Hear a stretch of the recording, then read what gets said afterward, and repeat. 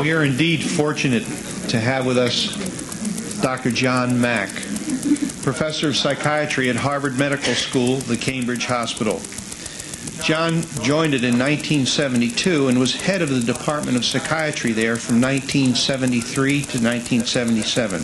And he's also founding director of the Center for Psychological Studies, which is devoted to the psychosocial study of human violence, conflict, and images of the enemy.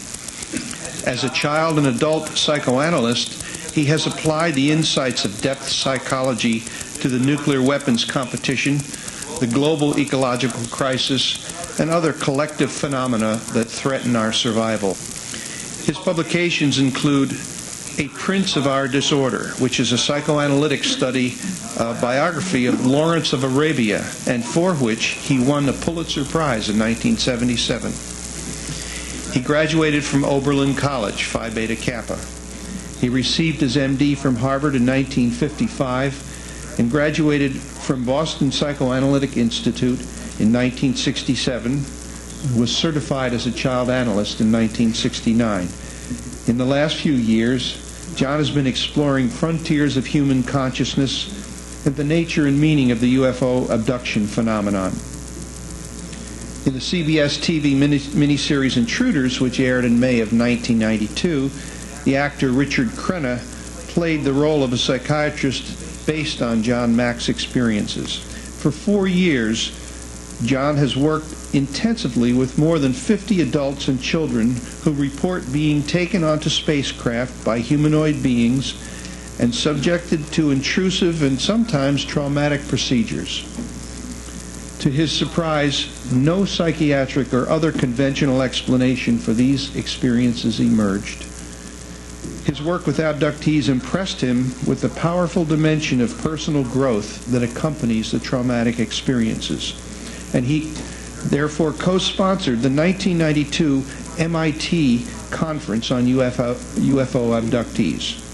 That was not open to the public, it was by invitation only.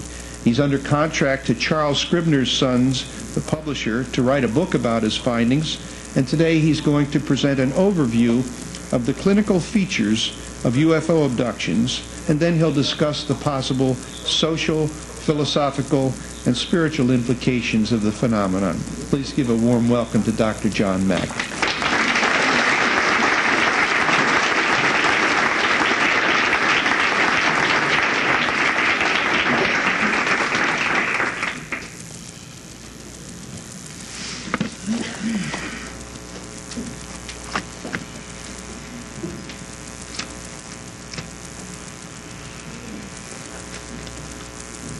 I'm going to, since there hasn't been on this very tight 2-day program, I'm going to try to cover an awful lot of ground here this morning, not only to talk about the implications of the abduction phenomenon, as John mentioned, but also to try to give some kind of an overview of the phenomenology, because I don't assume that everybody here is deeply familiar with it. So I'll be picking up from some of the things that Bud was talking about last night. There's a story that the Tibetans tell, which I think captures some of the dilemma that Colin was touching upon when he spoke of the disinformation that is going to come our way and what that's about, why this culture resists so violently the implications of what we're confronting now. We're really in a kind of what might be called a paradigm war. It's a war worth fighting. It's one of the few wars, I think, that is worth fighting. And to set out very, very broadly what the paradigmatic divide is here, it might go something like this. The view of reality that we have been taught over the past 300 years, increasingly in recent years, in which an organization like COP is interesting. In other words, an organization which has taken upon itself to monitor any effort that we or anyone else makes to broaden our notions of reality beyond the physical world as we have known it. In other words, that view of reality is that all intelligence, all that really exists, is the physical world as we can know it with the senses and with the rational parts of our minds. And that intelligence is basically a phenomenon of brain tissue, particularly ours. And that if we discover intelligence beyond ourselves, then that's a projection of our minds. That's an extension of our own intelligence, but perceiving it in the universe, but that the universe is itself not fundamentally intelligent or containing intelligences. The other view, which will be implicit in my talk, and really I must admit that my own view of my own worldview was very much like this sort of exaggerated materialist view I just stated. My own view has radically changed, I think largely as a result of this work. I mean, I was kind of on my way, I would say. John referred to consciousness studies. I was already working with Stan Grof and exploring consciousness through non-ordinary states of consciousness, meditation, holotropic breathwork. And the other paradigm, the other worldview, is that the universe is inherently intelligent, that it contains intelligences, and that those intelligences now are desperate. Like Colin talked about the desperate situation. Well, it's not just us that are desperate. They are as well. Now this, the problem of the resistance to the expansion of reality that is implicit in the alien abduction and related phenomena, like the crop circles, the resistance to that, that expansion of consciousness, if you will, is contained in this story that the Tibetans tell of an old frog who had lived all his life in a dank well. One day a frog from the sea paid him a visit. "Where do you come from?" asked the frog in the well. "From the great ocean," he replied. "How big is your ocean?" "It's gigantic." "You mean about a quarter the size of my well here?" "Bigger." "Bigger? You mean half as big?" "No, even bigger." "Is it as big as this well?" "There's no comparison." "That's impossible. I've got to see this for myself." I mean, at least the frog was willing to see for himself, you know. I mean, that's They got together. When the frog from the well saw the ocean, it was such a shock that his head just exploded into pieces. Now that story will be in the background of much of what I'm going to be talking about, because I think it captures the violence of the resistance of the Western mind to the expansion of consciousness that is implicit in the crop circles, in the near-death experiences, and I believe profoundly in the alien abduction phenomenon. Now, it's a matter of dosage, you know. I mean, when we try to talk about this, I'm trying to, you know, I can't get up on the sort of stand on the soapbox in Harvard Yard and say the aliens are coming, there's intelligences out there, wake up, you know. Not only would the heads of the, I get an image more of heads rolling and exploding, particularly my own. So there's a matter of how we communicate and reach people and how we expand the circle of knowing, and I think it's a matter of dosage, because we are talking about truly radical shifts in consciousness here, in perception of the world. Now I think I have been selected. You know, everybody knows, why are you selected for this? Why are abductees selected? Why are investigators selected? Nobody knows, of course. But I have, one of my kind of secret thoughts is that the dumber they are, the harder they fall. You know, I was perfect. You know, I mean, totally rational. You know. Raised in New York City, you know, knew everything, very intellectual, went to the right schools, very good representative of the sort of the conventional psychoanalytic, psychiatric worldview, as you heard my credentials. I mean, I was like perfect, you know, for, you know. Now, one of the questions is, am I going to be able to communicate effectively as a result of my credentials? It's a race between credential effectiveness or being totally discredited by the debunking community. So it's kind of nip and tuck as far as that's concerned. I'll tell you, I never had more respect for the tenure program.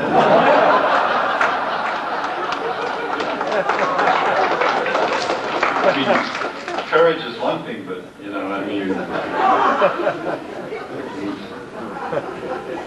There is a certain security in tenure. I mean, there are, if you don't do anything really, really bad, you can sort of keep your, more or less keep your position. I mean, I think there's an advantage if you say, why don't you leave Harvard? It's not very congenial to what you do. I don't think I should do that, though. I think it's good to sort of, you know, kind of stick it to them from within.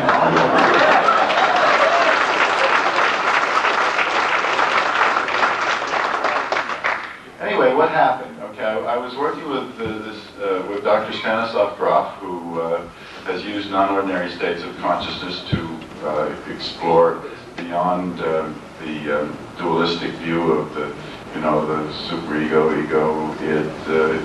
I'm the doctor, you're the patient. To explore levels of memory that go beyond the symbolic structures of early childhood, to go into perinatal experiences, memories of infancy, which we're not supposed to be able to do because the brain isn't myelinated, and neuroscience doesn't say that's possible, and yet people do remember birth and under conditions of non-ordinary states of consciousness. He also developed knowledge of the transpersonal realms of the psyche, the ability to identify with consciousness, virtually any mythic being, identify clairvoyantly beyond ourselves to reach other people, to be intuitive about what's going on with people we're separated from, knowing at a distance. That the psyche can be separated from the body. We can travel in time with the psyche. Past life experiences become possible. So I was working with Dr. Grof, and then a colleague in my training group asked me one day in the fall of 1989. And so I am a relative newcomer to this. I said, would you like to meet Bud Hopkins? And I said, who's he? And she said, he's a man who works with people who report being taken by alien beings aboard UFOs, and takes this very seriously. And I said, he must be crazy, and so must the people that he is working with. She said, no, it's very serious. So one day in January 10th, 1990, you know those dates you kind of remember because your life isn't the same since. She took me to see Bud, and I had some time. There was some elves in New York, and I had some time, so I went to see him, and I was impressed with his personal qualities, as you know them, of warmth and caring, and you know, sanity, and more or less, you know. But even more than the kind of the feeling of personal confidence that I felt being with him was the stories he was telling me of people that he'd been working with for then some 14 years from all over the United States and beginning in other countries, who were reporting consistent accounts of being visited by strange humanoid beings and being taken up by them on beams of light or some other energy source into UFOs and subjected to highly elaborate, intricate procedures, particularly of a reproductive sort. And the details among these people corresponded down to very, very fine points. Among people who had no contact with each other, details that were not in the media, who had nothing to gain and everything to lose by coming forward, who were not out for profit. And I don't, and the abductees are very reluctant to speak up about this because they're so used, as Linda talked about last night, to being shamed and ridiculed. And as far as I could tell, as a psychiatrist, having worked now in that field for more than 40 years, then not 40 years, but now more than 40 years, there was nothing I knew about that behaved like that, except real experience. Dreams are not like that. Psychosis is not like that. There is no psychiatric condition that behaves like that, where people all over a huge territory, not in communication with each other, are reporting very detailed traumatic experiences with authentic feeling. That's a central aspect of this. See, that's the thing we're supposed to know something about. I mean, we don't necessarily get it right, but psychiatrists are, the thing you're trained about, you're mainly trained as a clinician to be able to do, is to make a discrimination about mental states and about whether somebody is believable or not. And we get fooled like everybody else. We know necessarily we get hoodwinked too, but we're supposed to have a little bit of an edge there of being able to tell whether somebody is expressing an emotion and talking in a way that's sincere and authentic and not about something else. And the individuals Bud was talking about were expressing authentic accounts of their experiences. And since then, of course, in my own work, now with thousands of hours, with more than 75 people, I'm deeply impressed with the authenticity of the communication of abductees about what they've been through. They are not talking about something else. They're talking about exactly what happened to them. Now, having said that, that's where the subject really begins. Because what is happening to them? What is the source of the experience? Now, I'll just say a word about how I work, because it is related to the work I did with Dr. Groff. It is a kind of I didn't really do much hypnosis before. It was kind of out of fashion, associated with a little bit too Svengali-like for me, and but I realized that I had to learn to do it again, to do this work, because there is something about the use of the non-ordinary state of consciousness, the opening of consciousness that occurs with hypnosis, which is central to doing this work. It's almost like a template. It's like a mirror image that it undoes the repression of memory that occurred during the abduction itself. Now, there's one of the favorite tools of the sort of professional, was that Linda was saying last night, if some PhD scientist starts attacking you, take it seriously. Well, I don't, but I mean, there is a major attack around hypnosis, which is that hypnosis does not accurately reflect memory. People get wrong details in hypnosis. Now, that is, in this instance, not an applicable argument for this reason. Those studies are based on situations where people are being asked to recall factual details about something that is not of vital importance to them. That is, witnesses in a courtroom, for example, are being asked, which way did the car come in, on the right or left, and people in those situations are subject to suggestion. They can get it wrong. It's not accurate. But when we are dealing with a matter of absolute life and death, vital, traumatic importance to an individual, and that comes forth in hypnosis, it is not a question of accuracy of memory. There can be little details off here or there, but the person you do not get inauthentic expression of powerful emotion around trauma with hypnosis. You get an enriching deepening of what is going on.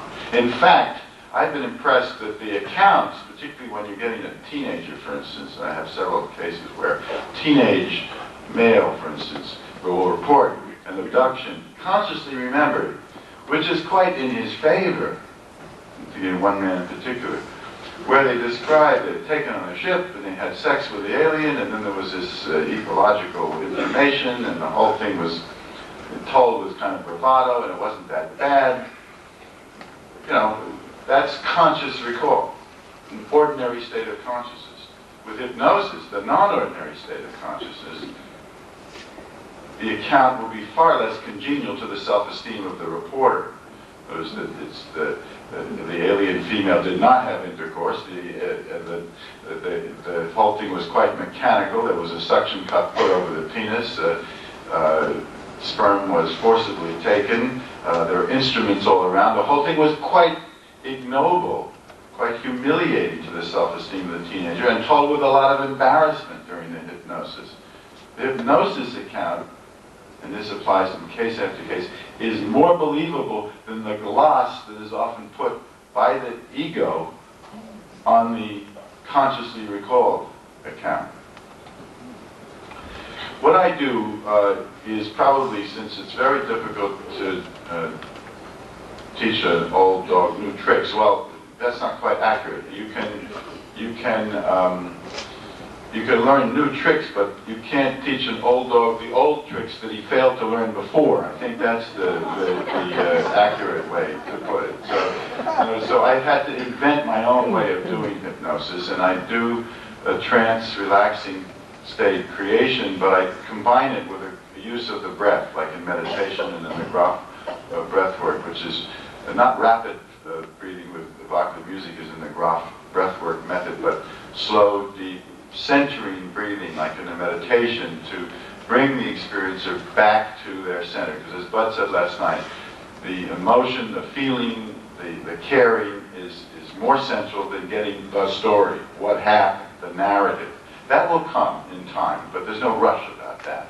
But what is important is that the person be centered in themselves, that they integrate. It's an expression I have this way: integrate as they go. In other words, I don't want someone to go out of my office with tremendous emotion and experience uncovered, and then they're not being able to deal with it. Because when an abductee embarks on this, it's a journey, and there's tremendous emotion involved. And most of them, however, don't regret that they started on that journey. They have I think that it's a very fundamental matter for human beings that we really do not like to have a part of our lives that we don't know about. And that's the most common thing. They say, there's something that's been happening to me. I've been having these experiences, and I really want to know about them. I know it may be scary, I know it may be disturbing. Now, I just want to say a word about science, okay? When I started to do this work, I went to Thomas Kuhn, the author of The Structure of Scientific Revolutions, who has written about how paradigms and worldviews change and science changes in that regard. He's probably the leading historian of science from that point of view. And I knew him from childhood as a family friend, and I said, Tom, I think I got one. That is a paradigm change going on here. And what should I do? He gave me two pieces of advice. One was, he said, the word science does not mean science now. It means a new theology. In other words, science is the place that the Western mind has applied the emotion that used to go into religion. It has become the new faith. Call it scientism. Now, I'm not speaking against the learning that we can get through Western science, but the unwillingness to move our way of knowing beyond the subject, object, I'm here, it's there, there is nothing but the physical world, and the restriction of the instruments of knowing to that dualistic way. That's what he's talking about. The other piece of advice he gave me was, put aside your categories. Language structures reality and limits what you can know. For instance, real, not real, happened, didn't happen, true, false, inside, outside, exists, doesn't exist. Those are all dualities which seem sacred to us in a way, but they are constricting. Something, even in quantum physics, something can be a wave particle at the same time. Something can be physically in this world and not in this world at the same time. But our minds have been structured according to those language polarities. So he said, put aside those, be conscious of them. I can't put them aside, you can't avoid it, but be aware of it and try to just observe, just take in raw information, and then later figure out, take a look at what you got, because ultimately it is your intellect which will integrate any information that you obtain. So that's what I've done, by and large. The other thing I want to say about knowing is that we have restricted the way we know. In other words, if we only use the sense organs and our rational minds, then we will only learn about the physical world. If we want to learn about what the abductees often call the worlds beyond the veil, or other dimensions of reality, then we have to use our whole selves. The instrument of knowing must be expanded to include the psyche in its totality, human consciousness, our being, our feelings, our spirit, our bodies, if you will, the total instrument of ourselves for knowing. Then we can learn more than just the physical world. Then we can be investigators of any number of other kinds of entities in this intelligent universe.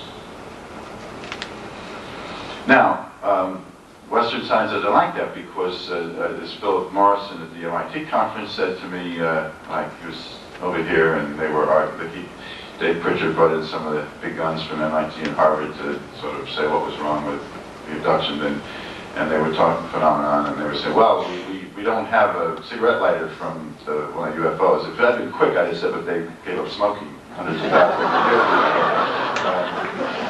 But I wasn't that quick, but I turned to Phil Morrison, who was, one of the major figures that helped develop the atomic bomb, and a colleague from the anti-nuclear period that I worked with, and I said, Phil,